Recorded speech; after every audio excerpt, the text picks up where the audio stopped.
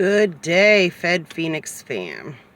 So I want to talk to y'all about something that I've personally wrestled a lot with, and I know a lot of people in our situation wrestle with, and that's the whole plea deal matrix. Because it really is a different world. It's not reality, a lot of times. First, let's talk about the plea deal trap. Now, you can Google the term plea deal trap and find out statistical information. There have been documentaries done on this. But essentially, most defendants, especially federal, but most criminal defendants in general, do not have the financial means or resources for an adequate defense.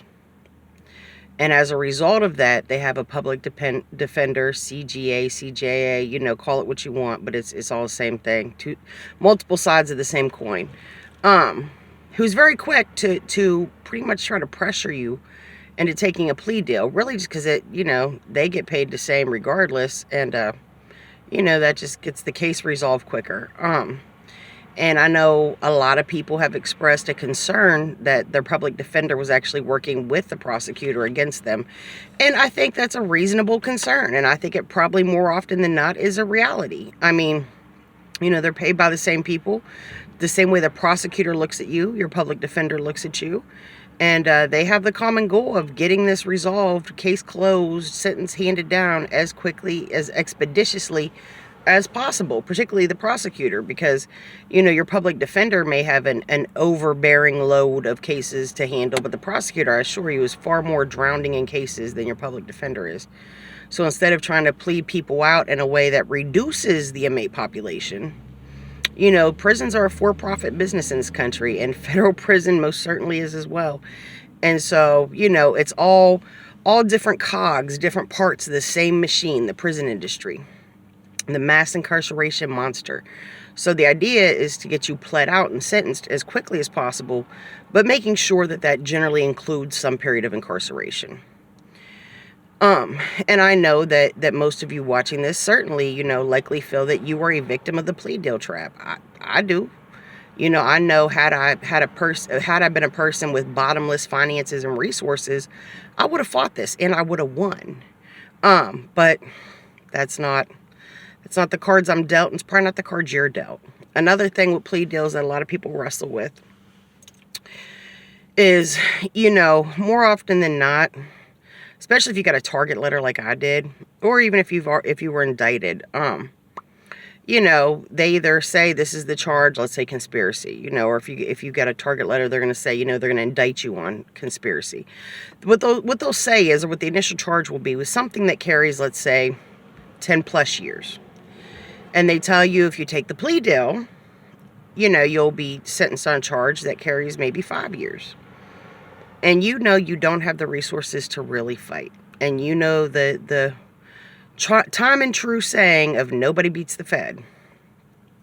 So if the charge for the 5 years was smuggling bananas into international waters, and you've never been on a boat, you will probably agree to take the plea deal charge, because that the maximum prison time associated with that is significantly less.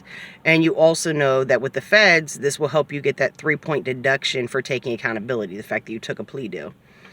And so you get sentenced. And quite often, you feel the sentence doesn't fit your actual conduct, your actual crime, what you really did.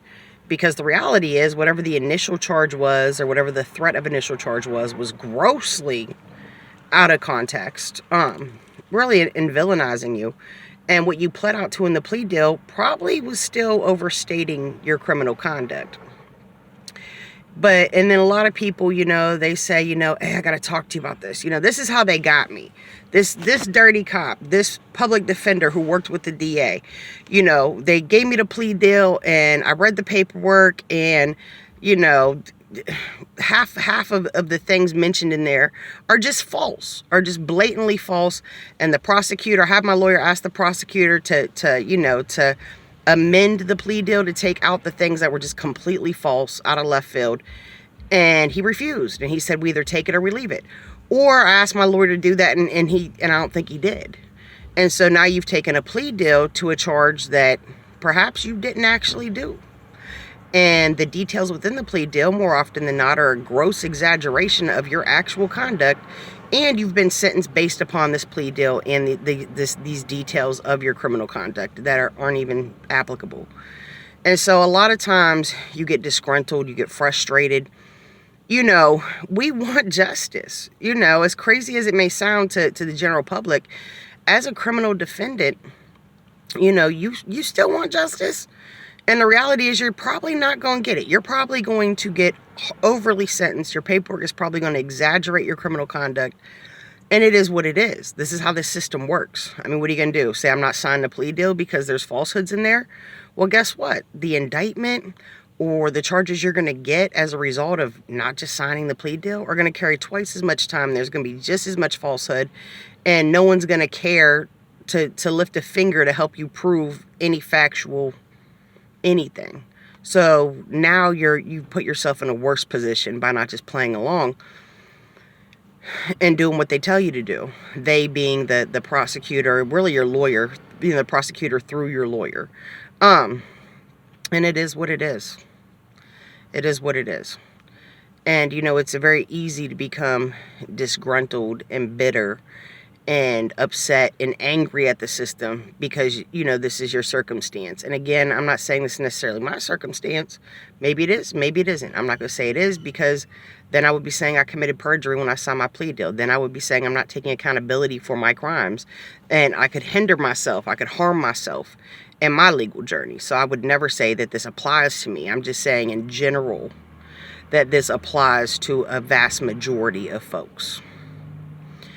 But here's the thing that I've learned is you got to just accept it for what it is. The injustice system is just that, an injustice system that is designed to fuel mass incarceration. It is what it is. When you signed your plea deal, when you went to your plea hearing, you stood in front of the judge and you said, yeah, I testify that everything in there is accurate. Even if every part of your body, your mind was screaming, no, no, no, there's a bunch of nonsense in here, a bunch of floofery. You have to understand that once you've done that, this is your reality now. If you try to explain things away or justify things or try to explain to your counselor in prison or your PO when you get out of prison, oh, well, yeah, I agreed to the plea deal, but these things right here, this was an exaggeration or this wasn't correct or this didn't really apply. All you're going to do is annoy these people and make yourself, your actual credibility questionable and possibly create more legal problems for yourself. So you really have to look at this situation as once you've taken your plea deal and signed your plea deal and you go to your plea hearing and you in open court, under oath swear that the plea deal is in fact factual. That is your reality now. It is your reality. Just think of this situation as like being kidnapped by a crazy person who's violent and dangerous. And the crazy person has the upper hand. And the crazy person says, you're a kitty cat.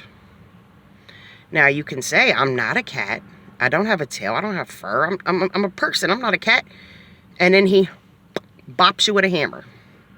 He says again, you're a kitty cat. Now purr for me. Are you going to keep telling this person you're not a cat until they bludgeon you to death, or are you going to go, meow? I don't know about you, but he wouldn't even have to hit me with the hammer one time for me to start purring like a, a classic car engine and for me to be meowing and pretend licking my paw. Like, you got it. I'm a cat. Like, until this weird pseudo-reality we live in, this weird matrix of a reality situation has ended, I'll be the cat. Because apparently you like cats. And I'm pretty much a hostage, and you are an imminent threat to me. So I will certainly be a cat if you want me to be a cat. So you're a cat now. And that deranged kidnapper who's very volatile and an imminent threat to you in multiple ways is the system, is prison, is the prosecutor. I wouldn't even say your judge, because your judge, I'm sure judges understand the plea deal trap and how it works and how common it is, but they don't necessarily know if that does or doesn't apply to you and probably don't care. So just when people say, when you go to prison and you make your little prison friends and y'all talking about your cases, do yourself a favor. Save yourself some bitterness and some anguish and some frustration. And instead of saying, man, let me tell you how the prosecutor did me. Man, you know, they put this and that in my plea deal, and that shit wasn't even true. Like, that didn't even apply to me. Just, meow. Yep, I did it. Yep, my plea deal's accurate. Yep. I've learned my lesson, and I will never do it again. Now, that last part, that should be true. That should be reality, not some matrix reality. But this is how the matrix of plea deals work. And what's hilarious, or really sad, but, you know, I like to laugh to keep from crying, is society as a whole, your coworkers, past, present, and future, your friends, your family, no matter how much you may want to explain the matrix of the plea deal situation, at the end of the day, to them, you pled guilty to a crime. You got prison time for pleading guilty to a crime. You're going to go do, or you've done your prison time, and now you're back out in society. You're no longer in a position to have excuses. You're no longer in a position to try to reason things or explain them or you know, or minimize them, even though you may be doing so quite honestly and just being transparent. It will do you no favors. None.